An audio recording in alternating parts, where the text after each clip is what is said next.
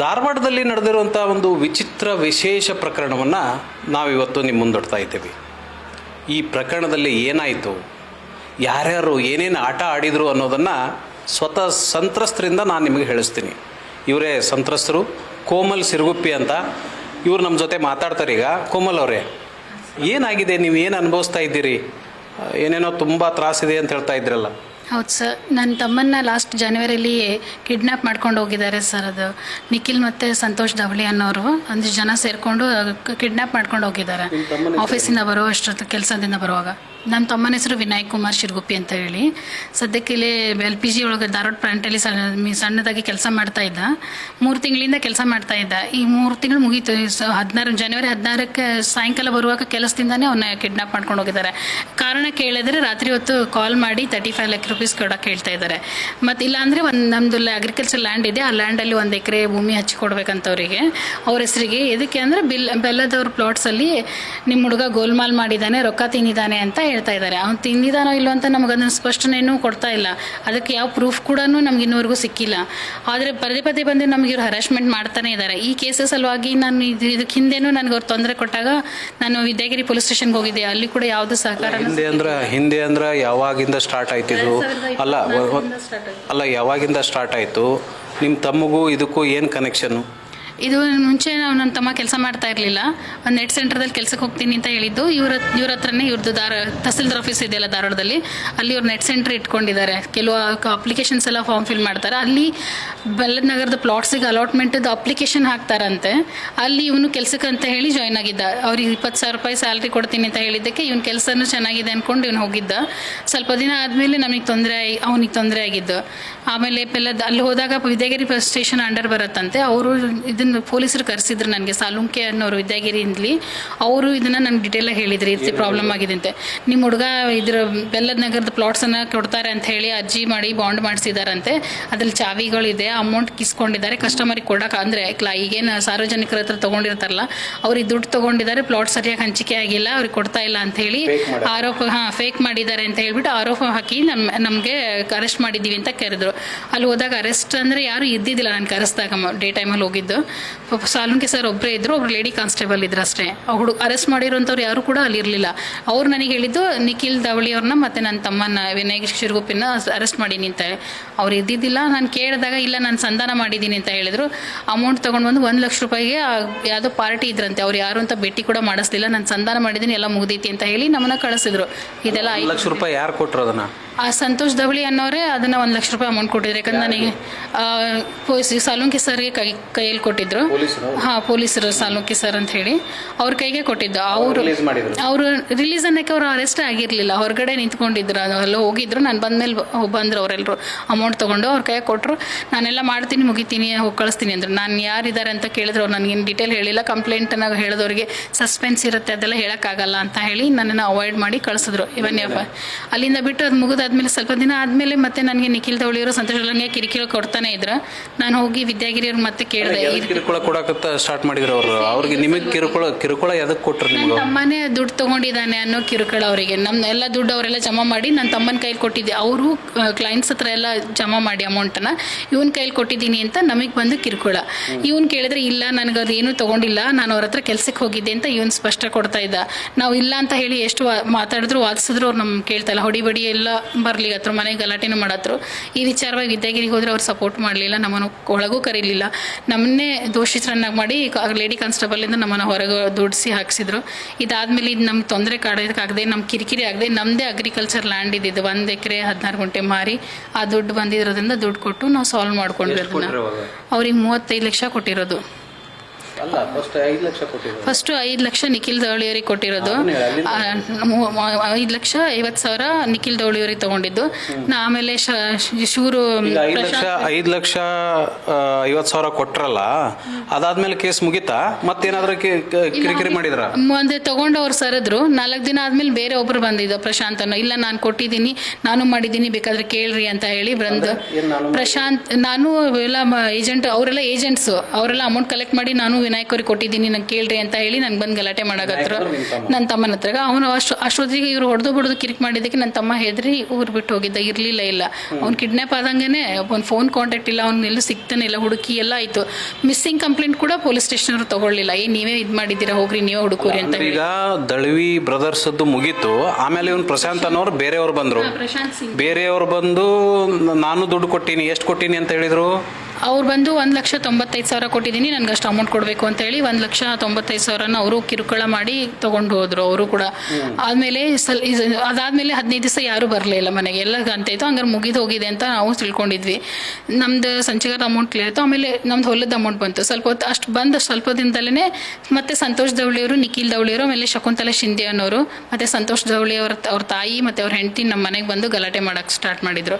ವಿಧಾಗಿ ವೆರೈಟಿಯಾಗಿ ಬೈಯೋದು, ಕೆಟ್ಟ ಶಬ್ದ ಮಾಡೋದು, ಹೊಡೆಯೋದು, ಆಮೇಲೆ ಗ್ಲಾಸ್ ಎಲ್ಲ ಹೊಡೆಯೋದು, ಈ ಥರ ತೊಂದರೆಗಳನ್ನೆಲ್ಲ ಕೊಡೋಕೆ ಸ್ಟಾರ್ಟ್ ಮಾಡಿದ್ರು. ಇದರವಾಗಿ ನಾವು ಮತ್ತೆ ಕಂಪ್ಲೇಂಟ್ ಕೊಡೋಣ ಅಂತ ಹೇಳಿ SP ಆಫೀಸಿಗೆ ಹೋದೆ. ಅವ್ರು ನಮ್ಮ ಅಂಡರ್ ಬರಲ್ಲ, ನೀವು ಬೇರೆ ಕಡೆ ಹೋಗ್ರಿ ಅಂತ ಹೇಳಿದ್ರು.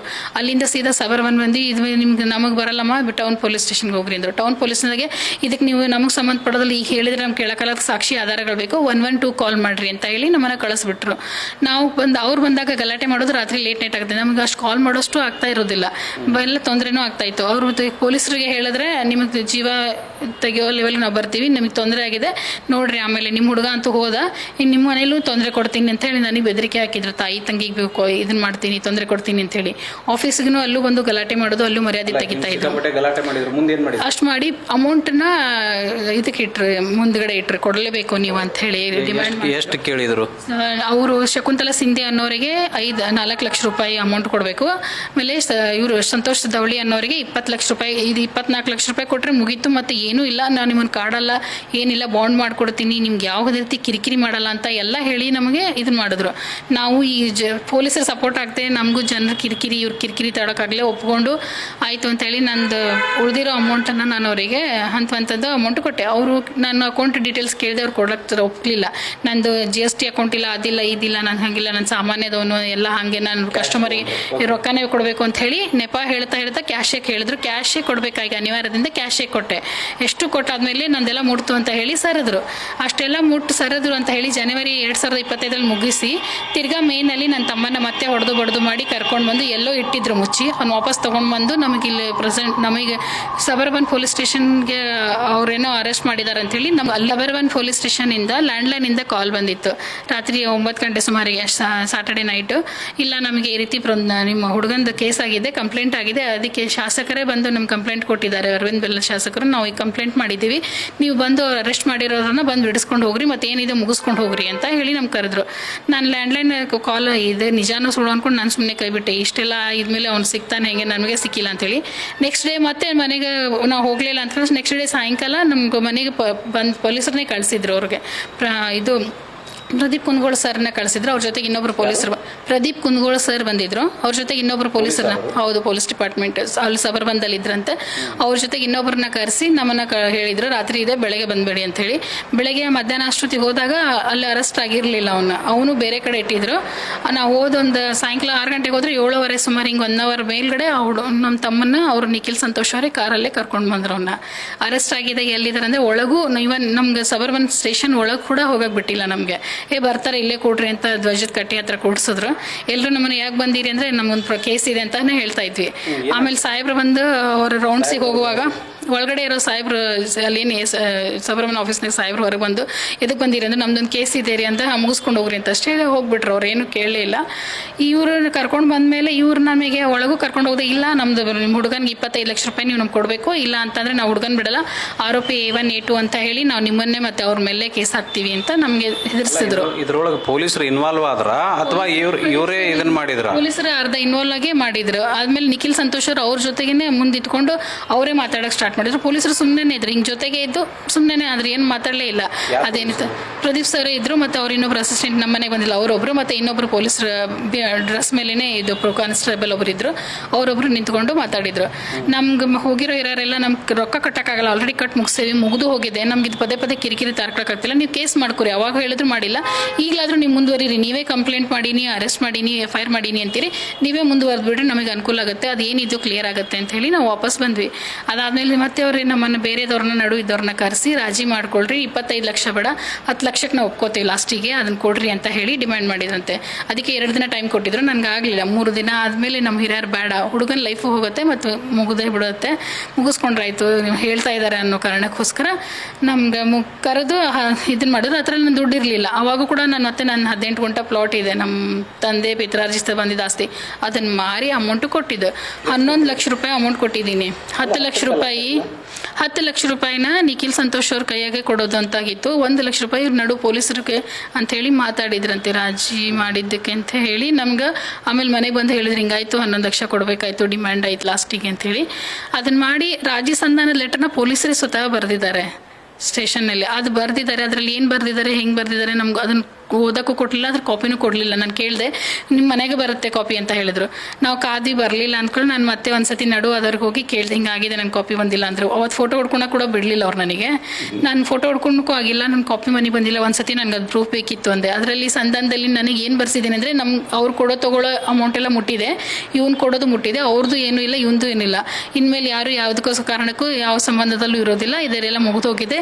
ಸಬರ್ಬನ್ ಆಫೀಸ್ನಾಗಲ್ಲ ಪೂರ್ತಿ ರಾಜಿ ಸಂಧಾನ ಆಗಿ ಅಮೌಂಟ್ ಎಲ್ಲ ಕ್ಲಿಯರ್ ಆಗಿದೆ, ನಿಮ್ಗೆ ಹೇಗೆ ಬೇಕೋ ನೀವು ಆರಾಮ್ ಜೀವನ ಮಾಡ್ಬೋದು ಅಂತ ಅವರು ಇವ್ರ ಕಡೆ ಬರ್ಸಿ ಸಹಿ ಹಾಕಿಸಿ ಕೊಟ್ಟಿದ್ರು. ಅದನ್ನು ಕಳಿಸಿದ್ರು. ಲೆಟರ್ ಕಾಪಿ ನಿಮ್ಮ ಹತ್ರ ಇಲ್ಲ ಈಗ? ಆಯ್ತು, ಅದು ರಾಜಿ ಸಂಧಾನ ಆಯಿತು, ರಾಜಿ ಸಂಧಾನನೂ ಆಯಿತು, 10 ಲಕ್ಷ ರೂಪಾಯಿಗೆಲ್ಲ ಸೆಟಲ್ಮೆಂಟ್ ಅಂತ ಒಪ್ಕೊಂಡ್ರು. ಮತ್ತು ಅಲ್ಲಿಗಾದರೂ ಕೈ ಬಿಟ್ರಾ? ಇಲ್ಲ, ಅದು ಕೈ ಮುಗೀತು, ಅಲ್ಲಿಂದ ಮುಗೀತು. ಅದು ಮೇಜಲ್ಲೇ ಆಯಿತು, ಲಾಸ್ಟ್ ಇಯರ್ ಮೇನಲ್ಲಿ. ಅದಾದಮೇಲೆ ಈ ಜನವರಿಗೆ ಮತ್ತೆ ಕೇಳ್ದೆ ತಾವೇ ಕಿಡ್ನಾಪ್ ಮಾಡ್ಕೊಂಡು ತೊಗೊಂಡು ಹೋಗಿದ್ದಾರೆ. ರಾತ್ರಿ ಹೊತ್ತು ಸಾಯಂಕಾಲ ಹೊತ್ತು ಕಿಡ್ನಾಪ್ ಅಲ್ಲಿ ಆಫೀಸಿಂದಾನೇ ಕಿಡ್ನಾಪ್ ಮಾಡ್ಕೊಂಡು ಹೋಗಿದ್ದಾರೆ. ನನಗೆ ರಾತ್ರಿ 11 ಗಂಟೆಗೆ ಫೋನ್ ಹಚ್ಚಿದ್ದಾರೆ. ನನ್ನ ತಮ್ಮನ ನಂಬರಿಂದನೇ ಫೋನ್ ಮಾಡ್ತಾ ಇದ್ದಾರೆ. ಯಾರೋ ಅರವಿಂದ್ ಶಾಸಕರ ಬೆಲ್ಲದವ್ರದ ಆಪ್ತ ಮಿತ್ರ ಅಂತ ಹೇಳಿ ಅವರೇ ಖುದ್ದಾಗಿ ಕೇಸ್ ಕೊಟ್ಟಿದ್ದನ್ನು ನೀನು ನನಗೆ ಬರೋಕ್ಕಾಗಲ್ಲ, ನೀನೇ ಮಾಡ್ಕೊಳ್ಳಪ್ಪ ಅಂತೇನೋ ಅವ್ರು ಹೇಳಿದ್ರಂತೆ. ಆ ವಿಚಾರವಾಗಿ ನನಗೆ ಹೀಗೆ ಹೇಳಿದ್ದಾರೆ, ನಾನೇ ಮಾಡ್ತಾ ಇದ್ದೀನಿ, ಮತ್ತು ಇವರೆಲ್ಲ ಕೇಸ್ ನನ್ನ ಕಡೆನೇ ತಂದಿದ್ರೆ ನಾನೇ ಸಾಲ್ವ್ ಮಾಡ್ತೀನಿ, ನೀವು ಇನ್ನೂ ನಿಮ್ಮ ಹುಡುಗ ರೊಕ್ಕ ತೊಗೊಂಡ್ರೆ ನೀವು 35 ಲಕ್ಷ ರೂಪಾಯಿ ಕೊಡಬೇಕು, ಇಲ್ಲ ಅಂದರೆ ನನಗೆ ಕೊಡೋಕ್ಕಾಗಲ್ಲ ಅಂತ ನಾನು ಸ್ವಲ್ಪ ಹಠ ಹಿಡಿದೆ. ಅಂದ ಕೂಡ ನೀನು ಕೊಡೋಕ್ಕಾಗಲಿಲ್ಲ ಅಂದರೆ ನಿಮ್ಮದು ಭೂಮಿ ಇದೆ ಅಂತ ನಿಮ್ಮ ತಮ್ಮನ ಕಡೆಯಿಂದ ಕೇಳಿದ್ದೀವಿ, ಆ ಭೂಮಿನ ನೀನು 1 ಎಕರೆನ ಸಂತೋಷ್ ದೌಳಿ ಹೆಸರಿಗೆ ಬರೆದು ಕೊಟ್ಬಿಡು, ಅದು ನಿಮ್ಗೆ ಅನುಕೂಲ ಆಗುತ್ತೆ. ಮುಂದೆ ಯಾರು ಬರ್ದಂಗೆ ನೀವು ನೋಡ್ಕೋತೀವಿ, ನಿಮ್ದು ಏನು ಗಂಜಿನೋ ಜೀವನನೋ ನೀವು ಮಾಡ್ಕೋರಿ. ಇದಕ್ಕೆ ನಾನು ವಿದ್ಯಾಗಿರಿ ಪೊಲೀಸ್ ಸ್ಟೇಷನ್ನೇ ಕಂಪ್ಲೇಂಟ್ ಇದೆ, ಹೆಂಗಿರೋ ಇದೆ ಇಲ್ಲೇನೇ ಮಾತಾಡ್ತಾ ಇದ್ದೀನಿ, ಇದನ್ನೆಲ್ಲ ಸಾಲ್ವ್ ಮಾಡಿ ಕೊಡ್ತೀನಿ, ನಾನು ಎಲ್ಲ ಕ್ಲಿಯರ್ ಮಾಡ್ಕೊಡ್ತೀನಿ, ಪೊಲೀಸರು ನಮ್ಮವ್ರದಾರ, ನಾನು ಹೇಳ್ತೀನಿ ಅವರೆಲ್ಲ ಮಾಡಿಕೊಡ್ತಾರೆ ಅಂತ ಹೇಳಿ ನನಗೆ ಆಶ್ವಾಸನೆ ಕೊಟ್ಟರು. ನನಗೆ ಅಮೌಂಟ್ ಕೊಡೋಕ್ಕೂ ಆಗಲಿಲ್ಲ. ಭೂಮಿ ಕಳ್ಕೊಂಡ್ರೆ ನಮ್ಮ ಜೀವನಕ್ಕೇನು? ನಾವು ಇಷ್ಟು ಈಗ ಆಲ್ರೆಡಿ 2.5 ಎಕರೆ ಭೂಮಿ ನಾನು ಕಳ್ಕೊಂಡಿದ್ದೀನಿ. ನನಗೆ ಅಲ್ಲದೆ ಇರೋದಕ್ಕೆ ನನಗೆ 1 ರೂಪಾಯಿನೂ ಬಂದಿಲ್ಲ. ನಂದು ಅಲ್ಲದೆ ಇರೋದು ತಪ್ಪನ್ನ ನಾನು ಕೊಡಲಿಲ್ಲ ಅಂದರೆ ನನ್ನ ಆರೋಪಿ A1 A2 ಅಂತ ಅವನ ಜೊತೆಗೆ ನನ್ನೂ ಅರೆಸ್ಟ್ ಮಾಡ್ತೀನಿ, ಮನೆಗೆ ವ್ಯಾನ್ ಕಳಿಸ್ತೀನಿ ಅಂತೆಲ್ಲ ಹೇಳಿದ್ರು ನನಗೆ. ನಾನು ಈ ವಿಷಯವಾಗಿ ವಿದ್ಯಾಗಿರಿ ಒಳಗೆ ಬಂದಿರೋಂಥ CPI ಸರ್ ಜೊತೆ ಮಾತಾಡಿದೆ. ಅವರು ನಿಮ್ದು ಏನಿದೆ ನೀವು ಬಂದು ಮುಗಿಸ್ಕೊಂಡು ಹೋಗ್ರಿ, ನಿಮ್ದು ಲೆಟರ್ ಇದ್ರೆ ತೊಗೊಂಡು ಬರ್ರಿ ಅಂತ ಹೇಳಿದ್ರು. ನಂಗೆ ಟೈಮ್ ಕೊಟ್ಟರು, ಆಗಲಿಲ್ಲ. ಆಮೇಲೆ ನಾನು ಫೋನ್ ಹಚ್ಚಿ ನಂಗೆ ಲೆಟರ್ ಸಿಗ್ತಾ ಇಲ್ಲ, ಸಬರ್ಬಂದವ್ರು ಕೊಡ್ತಾ ಇಲ್ಲ, ಅಲ್ಲಿ ಕಾಡಿಸ್ತಾ ಇದ್ದಾರೆ, ನೀವು ಅದನ್ನ ಕೇಸ್ ಏನಿದೆ ಅವ್ರದ್ದು ಶಾಸಕರ ಕೇಸ್ ಇದೆ ಅಲ್ಲ ಅಂತ ತೊಗೊಂಡು ನೀವು ಮುಂದುವರಿರಿ ಅಂತ ಹೇಳಿದೆ. ಅವ್ರು ಇನ್ನೋವರೆಗೂ ಏನೂ ಇಲ್ಲ. ಅವ್ರ ಹತ್ರ ನಮ್ಮ ಅಫಿಷಿಯಲ್ ಲ್ಯಾಪ್ಟಾಪು ಮತ್ತು ಹುಡುಗ ಅಲ್ಲೇ ಇದ್ದಾನೆ ಅಂತ ನಾವು ತಿಳ್ಕೊಂಡಿದ್ವಿ. ಇಲ್ಲೇ ಇದ್ದಾನೆ, ಬಂದು ಇದು ಮಾಡಿರಿ ಅಂತ ಹೇಳಿದರು. 1 ವಾರ 15 ದಿವಸ ಆದಮೇಲೆ ಗೊತ್ತು. ಆಮೇಲೆ ಅವ್ರು ಮತ್ತೆ ಅಲ್ಲಿ ಇಟ್ಕೊಂಡಿಲ್ಲ, ಅವ್ರನ್ನ ಬಿಟ್ಟು ಕಳಿಸಿದಾರೆ ಅನ್ಸುತ್ತೆ. ಕೇಸು ಆಗಿಲ್ಲ, ಏನೂ ಇಲ್ಲ. ಮತ್ತೆ ನಿಖಿಲ್ ಸಂತೋಷ್ ದೌಳಿಯವ್ರು ಬಂದು ಮತ್ತೆ ಗಲಾಟೆ ಮಾಡಕ್ಕೆ ಸ್ಟಾರ್ಟ್ ಮಾಡಿದ್ರು ಮನೆ ಹತ್ರಕ್ಕೆ. ಇವಾಗ ಪದೇ ಬಂದು ಗಲಾಟೆ ಮಾಡ್ತಾರೆ. ಅಲ್ಲ, ಈಗ ಅರವಿಂದ್ ಬೆಲ್ಲದವರು ಆಪ್ತರು ಅಂತ ಹೇಳ್ಕೊಂಡ್ರಲ್ಲ, ಅವ್ರು ಯಾರು? ನಿಜವಾಗ್ಲೂ ಅರವಿಂದ್ ಬೆಲ್ಲದವ್ರು ಇದಾರ? ಏನು ಅವ್ರ ಹೆಸರು ಹೇಳ್ಕೊಂಡು ಇವರು ನಾಟಕ ಮಾಡ್ತಾ ಇದಾರ? ನನಗನ್ಸಿದ ಮಟ್ಟಿಗೆ ಬೆಲ್ಲದ್ ಸರ್ ಇದ್ರೆ ಡೈರೆಕ್ಟ್ ಏನಾದರೂ ಬರ್ತಾ ಇತ್ತು, ಅಥವಾ ಅವ್ರ ಕಡೆಯವ್ರು ಯಾರಾದರೂ ಬಂದು ಕಾಂಟ್ಯಾಕ್ಟ್ ಮಾಡ್ತಾ ಇದ್ರು ಏನೋ. ಅವ್ರ ಹೆಸರಲ್ಲಿ ಅವ್ರು ಮಾಡ್ತಿರೋ ಸಹಾಯದ ಮೇಲೆ ಇವ್ರು ಯಾರೋ ಮಿಸ್ಯೂಸ್ ಮಾಡ್ಕೊಂಡು ನಮಗೆ ತೊಂದರೆ ಕೊಡ್ತಾ ಇದ್ದಾರೆ. ನಮಗೆ ಇದನ್ನು ಅವ್ರನ್ನ ಕಾಂಟ್ಯಾಕ್ಟ್ ಮಾಡೋಕೆ ಆಗ್ತಾ ಇಲ್ಲ ಬೆಲ್ಲದ್ ಸರ್ ಅನ್ನೋ ಕಾರಣಕ್ಕೆ ಅವ್ರು ನಮ್ಮನ್ನು ಹೆಣ್ಮಕ್ಳಿದ್ದೀವಿ ಅನ್ನೋದಕ್ಕೆ ಶೋಷಣೆ ಮಾಡ್ತಾ ಇದ್ದಾರೆ ಅಂತ ನನಗೆ ಅನಿಸ್ತಾ ಇದೆ. ಆ ಧ್ವನಿಗೆ ಅವ್ರು ಮಾತಾಡೋದು ನೋಡಿದ್ರೆ ಅವ್ರಿಗೆ ಬೆಲ್ಲದವ್ರಿಗೆ ಆಪ್ತರು ಎಲ್ಲ ಅನ್ಕೋತೀನಿ. ಆದರೆ ಅವ್ರ ಹೆಸರು ಯೂಸ್ ಮಾಡ್ಕೊಂಡು ಮಾಡ್ತಾ ಇದ್ದಾರಲ್ಲ, ಇದು ಸರ್ ಹತ್ರ ಅವ್ರಿಗೂ ಹೋದ್ರೆ ಭಾಳ ಉಪಯೋಗ ಆಗುತ್ತೆ, ನಮಗೂ ಅವರಿಗೂ ಅನುಕೂಲ ಆಗುತ್ತೆ ಅನ್ನೋದು ನನ್ನ ಆಸೆ.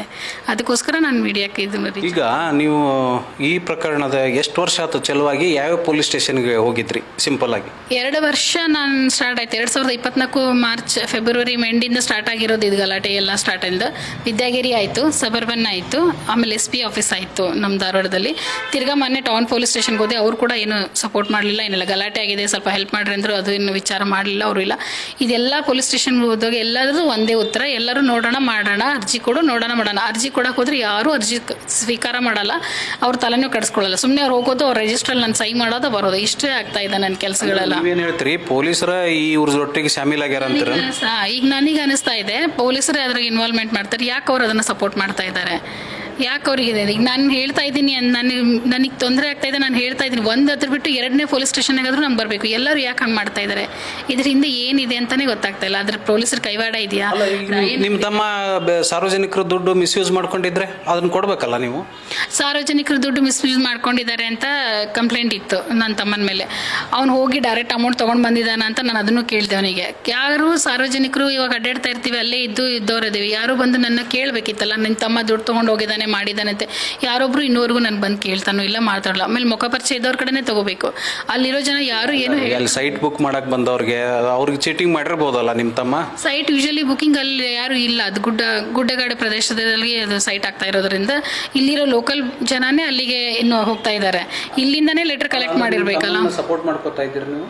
ನಾನು ನನ್ನ ತಮ್ಮನ ಸಪೋರ್ಟ್ ಮಾಡ್ಕೋತಾ ಇಲ್ಲ, ನಾನು ಇರೋದನ್ನೇ ಹೇಳ್ತಾ ಇದ್ದೀನಿ. ಇನ್ ಕೇಸ್ ಯಾರಾದರೂ ಬಂದರೆ ನನಗೆ ಬಂದು ಕೇಳಬೇಕಿತ್ತು, ನಾನು ಯಾರೂ ಕೇಳಿಲ್ಲ. ನನ್ನ ತಮ್ಮನಾದ್ರೂ ಹುಡ್ಕೊಂಡು ಮನೆಗೆ ಬರಬೇಕಾಗಿತ್ತು, ಅಂಥವ್ರು ಯಾರು ಬಂದಿಲ್ಲ. ಕೆಲವು ಬುರ್ಕಾದಾರಿಗಳು ಬಂದು ನಮ್ಮನ್ನು ಗಲಾಟೆ ಮಾಡಿದ್ರು, ರೊಕ್ಕ ಕೊಡ್ರಿ ಅಂತೇಳಿ. ಆದರೆ ಸೈಟ್ ಪ್ರಕಾರವಾಗಿ ಅಂತೇವ್ರು ಯಾರೂ ನನಗೆ ಮಾತಾಡ್ತಾ ಇಲ್ಲ, ಬರೀ ದುಡ್ಡು ಅಂತ ಹೇಳ್ತಾ ಇದ್ದಾರೆ ನನಗೆ. ಅವಾಗೆಲ್ಲ ಮಾಡಿದಾಗ ದುಡ್ಡು ಕೊಟ್ಟ ಮೇಲೆ ಮುಗಿತು, ಮತ್ತೆ ಬಂದಿಲ್ಲ. ಆದರೆ ಇವ್ರು ನಿಖಿಲ್ ಸಂತೋಷ್ ಅವ್ರು ಹೇಳ್ತಾ ಇದ್ದಾರೆ, ನಾವು ದುಡ್ಡು ಕಲೆಕ್ಟ್ ಮಾಡ್ಕೊಂಡು ಬಂದು ನಿಮ್ಮ ತಮ್ಮನ ಕೈಲಿ ಕೊಟ್ಟೇವಿ, ನೀವು ಅದನ್ನು ಕೊಡ್ರಿ ಅಂತ ಹೇಳ್ತಾ ಇದ್ದಾರೆ. ದುಡ್ಡು ಕಲೆಕ್ಟ್ ಮಾಡ್ಕೊಂಡು ಬಂದವರು ನಿಖಿಲ್ ದವಳಿಯವರು, ಸಂತೋಷ್ ದವಳಿಯವರು ಮತ್ತು ಯತೀಶ್ ಅನ್ನೋರು ಇದ್ದಾರೆ, ಅವ್ರು ಮಾಡ್ಕೊಂಡು ಬಂದಿದ್ದಾರಂತೆ. ಅದನ್ನು ತಂದು ಇವನಿಗೆ ಕೊಟ್ಟಿದ್ದಾರೆ ಅಂತ ಅವ್ರದ್ದು ಆರೋಪ. ಅದು ಕೊಟ್ಟಿದ್ದಾರೆ, ನಾನು ಈಗೆಲ್ಲ ದುಡ್ಡು ಕೊಟ್ಟು ಮುಟ್ಸಿದ್ದೀನಿ, ನನಗೆ ತೊಂದರೆ ಆಗ್ತಿದೆ, ನೀವು ನನಗೆ ಕೊಡ್ರಿ ಅಂತ ವಸೂಲಿ ಮಾಡ್ತಾ ಇದ್ದಾರೆ. ಗೊತ್ತಿಲ್ಲ. ಇವಾಗ ಕಿಡ್ನಾಪ್ ಮಾಡ್ಕೊಂಡು ಹೋಗಿ ಅವ್ರು ತೊಗೊಂಡು ಹೋಗಿ ಇಷ್ಟು ದಿನ ಆಯ್ತು, ಇನ್ನೂವರೆಗೂ ಕಂಪ್ಲೇಂಟ್ ಮಾಡಿಸ್ರಿ ಅಂತ ಅವ್ರಿಗೆ ಅವಾಗಲೇ ಹೇಳಿದ್ದೆ ನಾನು. ನಿಖಿಲ್ ಅವರಿಗೂ ಹೇಳಿದ್ದೆ. ಆಮೇಲೆ ಅಲ್ಲಿ ವಿದ್ಯಾಗಿರಿ ಪೊಲೀಸ್ ಸ್ಟೇಷನ್ನಾಗ ಈಗ ಹೊಸದಾಗಿ ಬಂದಿರೋಂಥ ರಫೀಕ್ ಸರ್ಗೂ ನಾನು ಹೇಳಿದ್ದೆ ಅವ್ರಿಗೆ. ಅವರು ಏನು ವಿಚಾರ ಮಾಡಿಲ್ಲ, ಮಾಡ್ತೀನಿ ಅಂತೇನು ಅನ್ಲೂ ಇಲ್ಲ. ನಾ ಹೇಳೋದೇನಂದ್ರ ಅವ್ನು ಚೀಟಿಂಗ್ ಮಾಡ್ಯಾನಂದ್ರ ನಿಮ್ಮ ತಮ್ಮ ಅವನ ಮೇಲೆ ಕೇಸ್ ಮಾಡ್ಬೇಕಾಗಿತ್ತಲ್ಲ. ನಾವು ಕೂಡ ಕೇಸ್ ಹಾಕಿರಿ ಅಂತ ಹೇಳಿದ್ರು ಅವ್ರು ಕೇಸ್ ಮಾಡ್ತಾನಿಲ್ಲ. ನಾನು ಕೇಸ್ ಮಾಡಿದ್ದೀನಿ ಅಂತ ಅವ್ರು ಯಾರು ಒಪ್ಕೋತಾನೂ ಇಲ್ಲ. FIR ಆಗಿದೆ, ಕೋರ್ಟಿಗೆ ಇಷ್ಟೊತ್ತಿಗಾಗಲೇ ಕೋರ್ಟಿಗೆ ಪ್ರೊಡ್ಯೂಸ್ ಮಾಡಬೇಕಾಗಿತ್ತು, FIRನೂ ಆಗಬೇಕಿತ್ತು. ಕೇಸ್ ಮಾಡಿದೀವಿ ಅಂತ ಅವ್ರ ಕಡೆಯಿಂದ ಏನಾದರೂ ನನಗೆ ಇನ್ಫಾರ್ಮೇಷನ್ ಬರಬೇಕಿತ್ತು. ಅದ್ರ ಪ್ರಕಾರ ಯಾವುದೂ ಇಲ್ಲ. ಆಮೇಲೆ ನಾನು ಏನಾದರೂ ಕೇಸ್ ಕೊಡಕ್ಕೆ ಹೋದ್ರೆ ಅದನ್ನು ತಗೋತಾ ಇಲ್ಲ, ಕೇಸು ಆಗ್ತಾ ಇಲ್ಲ. ಈ ಕಡೆ ಪ್ರಾಬ್ಲಮ್ ಸಾಲ್ವ್ ಆಗ್ತಿಲ್ಲ. ನೀವು ಮೇಲಾಧಿಕಾರಿಗಳ ಗಮನಕ್ಕೆ ತಂದಿರಿ ಇದೆಲ್ಲಾನು? ನಾವೀಗ ಸದ್ಯಕ್ಕೆ ಇಲ್ಲಿರೋ ಎಲ್ಲ ಪೊಲೀಸ್ ಸ್ಟೇಷನ್ ಮುಗಿಸ್ಕೊಂಡು ಮಾತಾಡಿದ್ರೆ ಯಾರಾದರೂ ಒಂದು ಕಡೆ ಸಿಗುತ್ತೆ ನಮಗೆ ಅಂತ ನಾವು ಮಾಡೋದು. ಇಲ್ಲಿ ಯಾವುದು ಅನುಕೂಲ ಆಗಲಿಲ್ಲ, ಮಾಡಿಕೊಡ್ಲಿಲ್ಲ ಅಂದಮೇಲೆ ಮೊನ್ನೆ ತಾನೇ ರೀಸೆಂಟಾಗಿ ಹೋಗಿ ಕಮಿಷನರ್ ಆಫೀಸಿಗೆ ನಾನು ಹೋಗಿ ಕಂಪ್ಲೇಂಟ್ ಮಾಡಿ ಲೆಟರ್ ಕೊಟ್ಟು ಬಂದಿದ್ದೀನಿ, ರಿಸೀವ್ಡ್ ತೊಗೊಂಡು. ಅವ್ರು ಕರಿತೀನಿ ಅಂತ ಹೇಳಿದ್ದಾರೆ, ಸಾಹೇಬ್ರನ್ನ ಭೇಟಿ ಮಾಡಿಸ್ತೀನಿ ಅಂತ ಹೇಳಿದ್ದಾರೆ. ಅದಕ್ಕೋಸ್ಕರ ಕಾಯ್ತಾ ಇದ್ದೀನಿ ನಾನು ಇವಾಗ. ನನಗಿದು ಈ ಕಿರುಕುಳ ನನಗೆ ಸಾಕಾಗ್ಬಿಟ್ಟಿದೆ. ಹೋದ್ರು ಎಲ್ಲಿ ಹೋಗ್ತೀನಿ ಅಲ್ಲಿ ಕಿರುಕುಳ, ಆಫೀಸ್ನಲ್ಲಿ ಕಿರುಕುಳ, ಮನೆ ಹತ್ರ ಬಂದು ಕಿರುಕುಳ, ರಾತ್ರಿ ಇಲ್ಲ ಈ ನಿಖಿಲ್ ಸಂತೋಷ್ ದವಳಿ ಅವ್ರ ಕಡೆಯಿಂದ ಕಿರುಕುಳ. ಪೊಲೀಸರು ಅದಕ್ಕೆ ಅವ್ರು ಸಪೋರ್ಟ್ ಮಾಡ್ದಂಗೆನೆ. ನಾವು ಹೇಳಿದ್ರೆ ಅವ್ರು ಹೋಗಿ ತೊಗೊಳಲ್ಲ ಕೇಸ್ ಅಂದಾಗ, ಆ ಮೂಮೆಂಟಿಗೆ ನಾವು ತೊಂದರೆ ಆದಾಗ ಹೋಗಿರ್ತೀವಿ. ಆ ಟೈಮಲ್ಲಿ ಅವ್ರು ಕೇಸ್ ತೊಗೊಳಲ್ಲ ಅಂದರೆ ಪ್ರತ್ಯಕ್ಷವಾಗಿ ಅಲ್ದಿರು ಪರೋಕ್ಷವಾಗಿ ಅವ್ರನ್ನ ಸಹಾಯ ಮಾಡ್ತಾ ಇದ್ದಾರೆ ಅಂತ ನನಗೆ ಅನಿಸ್ತಾ ಇದೆ. ಇದನ್ನು ಕೂಲಂಕುಷವಾಗಿ ಕ್ಲಿಯರ್ ಮಾಡ್ಕೊಡ್ಕೋಬೇಕು ಅನ್ನೋದು ನನಗೆ ಆಸೆ. ನನಗೆ ಅವ್ರು ಕಿರುಕುಳ ಆಗಬಾರ್ದು. ನಾವು ಇದನ್ನ ಅಮೌಂಟ್ ತುಂಬಕ್ಕಾಗಲ್ಲ, ನನಗೆ ₹1 ಬಂದಿಲ್ಲ, ನನಗೆ ಇದನ್ನು ಸಾಲ್ವ್ ಆಗಬೇಕು, ನಾನು ಸೇಫ್ ಆಗಬೇಕಾಗಿದೆ, ನನ್ನ ಫ್ಯಾಮಿಲಿ ಎಲ್ಲ ಸೇಫ್ ಆಗಬೇಕು. ಅದಕ್ಕೋಸ್ಕರ ನಾನು ಕಾಯ್ತಾ ಇದ್ದೀನಿ ಅಷ್ಟೇ. ಸೊ ಇದು ಪ್ರಕರಣ. ಇಲ್ಲಿ ಏಜೆಂಟ್ರ ಜೊತೆ ಪೊಲೀಸರು ಇನ್ವಾಲ್ವ್ ಆದ್ರ, ಅಥವಾ ಪೊಲೀಸರು ಏಜೆಂಟ್ರು ಸೇರ್ಕೊಂಡೇ ಇಂಥ ಕೃತ್ಯಗಳನ್ನು ಧಾರವಾಡದಲ್ಲಿ ನಡೆಸ್ತಾ ಇದ್ದಾರಾ, ಅಥವಾ ಈ ಕೋಮಲ್ ಅವರು ಹೇಳ್ತಾ ಇರೋದ್ರು ಯಾವುದೂ ಕೂಡ ಸತ್ಯ ಇಲ್ವಾ? ಇದು ಎಲ್ಲದಕ್ಕೂ ಕೂಡ ಒಂದು ತನಿಖೆ ಆಗಬೇಕು. ತನಿಖೆ ಆದಾಗ ಮಾತ್ರ ಈ ಸತ್ಯ ಹೊರಬರ್ತದೆ. ಈಗಾಗಲೇ ಹುಬ್ಬಳ್ಳಿ ಧಾರವಾಡದಲ್ಲಿ ಲಾ ಆ್ಯಂಡ್ ಆರ್ಡರ್ ಕುಸಿತಗೊಂಡಿದೆ, ಪೊಲೀಸರು ವಸೂಲಿಗಿಳಿದಿದ್ದಾರೆ ಅನ್ನೋ ಆರೋಪಗಳಿದ್ದಾವೆ. ಇದರ ನಡುವೆ ಇಂಥದ್ದೊಂದು ಪ್ರಕರಣ ಮತ್ತೆ ಬೆಳಕಿಗೆ ಬಂದಾಗ ಇದರ ತನಿಖೆ ಅಗತ್ಯತೆ ಅಂತೂ ಇದ್ದೇ ಇದೆ. ಕ್ಯಾಮರಾಮನ್ ಪಾಂಡುರಂಗ್ ಜೊತೆ ಪ್ರಕಾಶ್ ನುಲ್ವಿ, ನ್ಯೂಸ್ ಫಸ್ಟ್, ಹುಬ್ಬಳ್ಳಿ.